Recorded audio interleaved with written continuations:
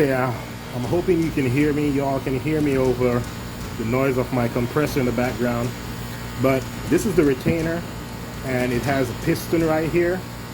And on that piston on the inside, there are two O-rings.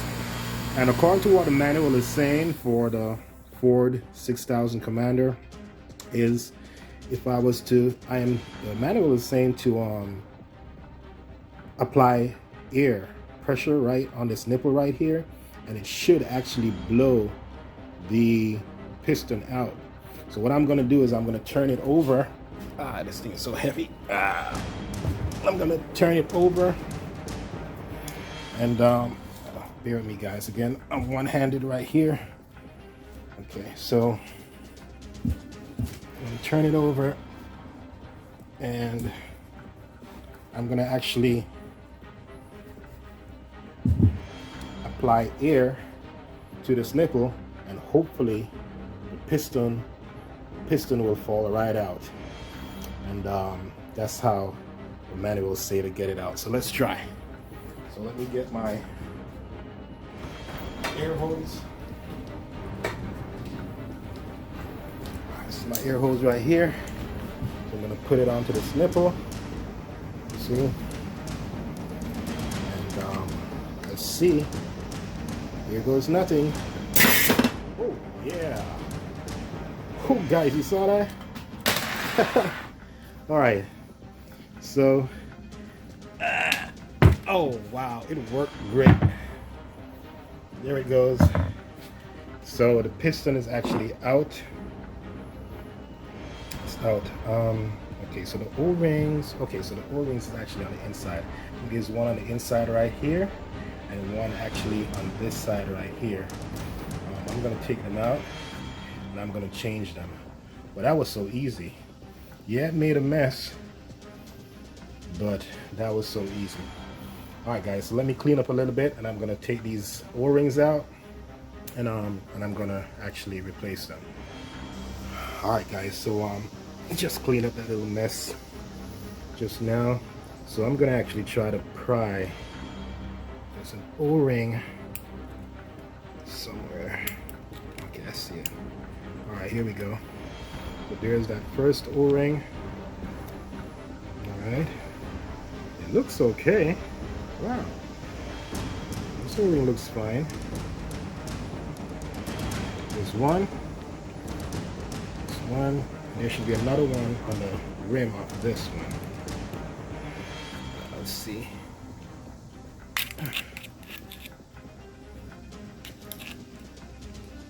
There we go.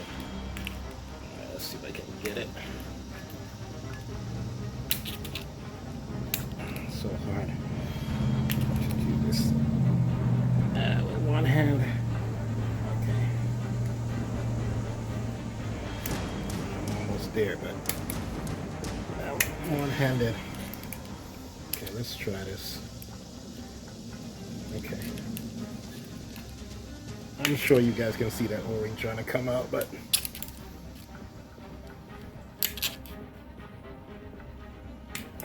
because I'm one-handed. Okay. Let me get a little bit more comfortable. Sorry for the bad lighting, guys.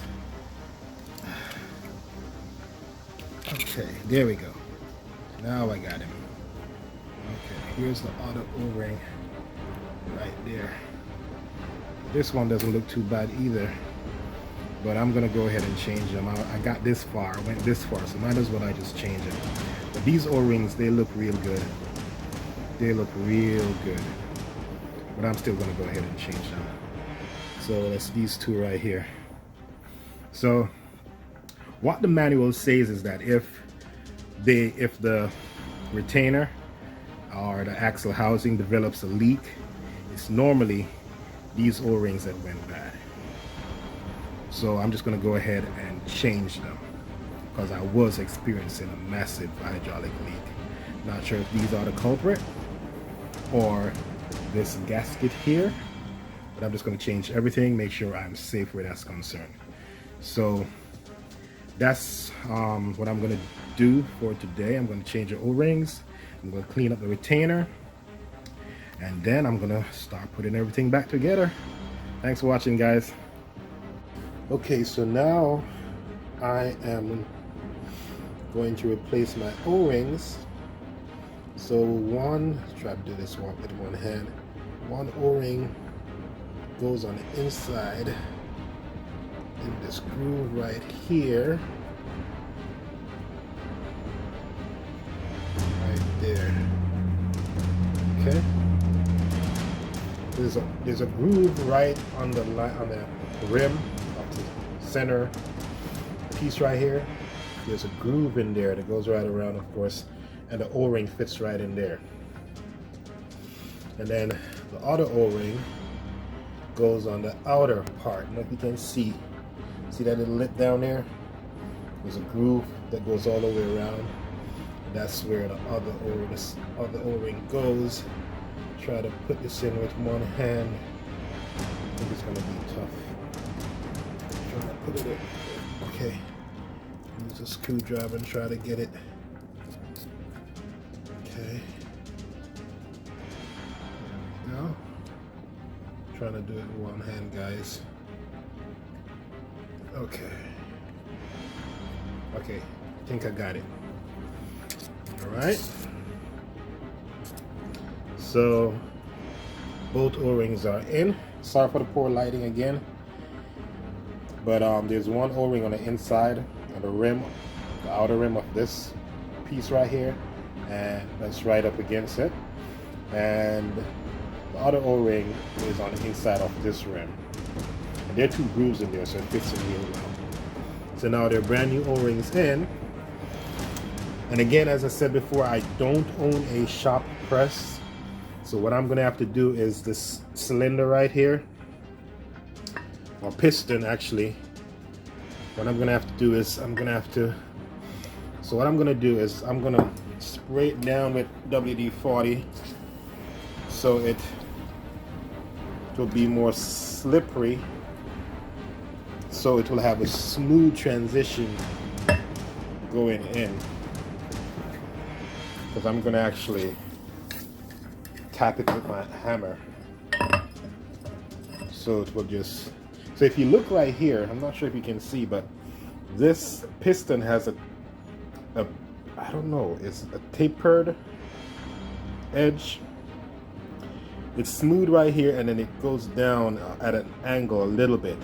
So I'm assuming that they made it like that, so when you put it in, it goes right past the O-ring.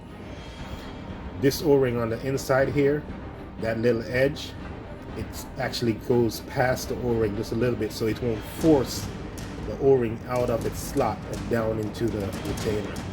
So the O-ring right now should be sitting right up against that little slant section that I just showed.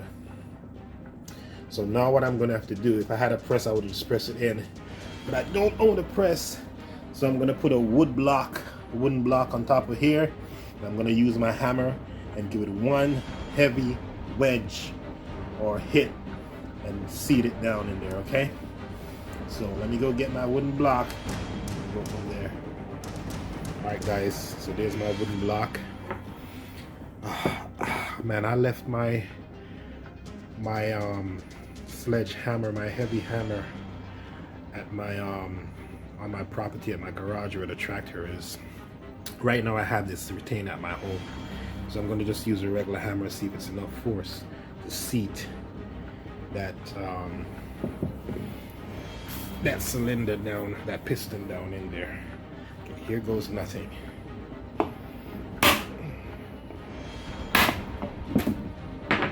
It's going in, it's going in. Give it one more hit. Okay. Yeah. Alright guys, I think that did it. I think that was good enough. So it is seated in there. Awesome. Okay, so I got that down in there. So that took care of the retainer. So the O-rings are in, the new O-rings are in. So now it's time to reassemble the axle housing.